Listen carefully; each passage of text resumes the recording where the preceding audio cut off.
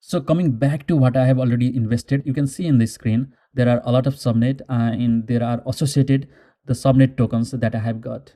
So these subnet token, they keep on increasing also because it is a liquidity pool. When the subnet token price increases, I get more value. And if you look into how much I have invested and how much I have got so far, you can clearly see I have invested almost around 1.88 TAO and I have already exited 3.09 TAO, which means I'm already in profit. And you can see the ROI column here. So some of them have like more than 1000%, like this one, next place.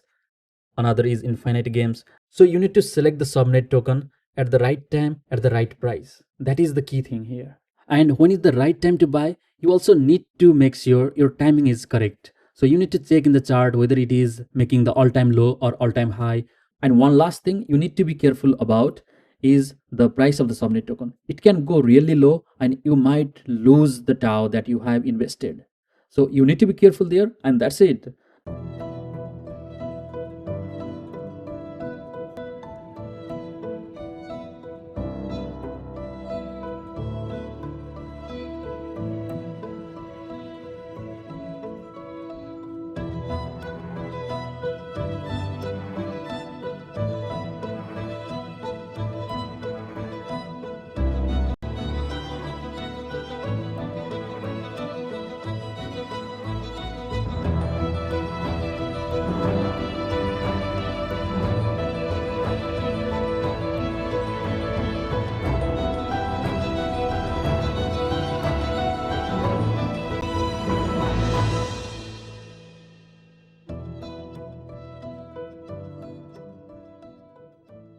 Now you know how to stake the TAO on the Bittensor subnet and also how to optimize your returns, right?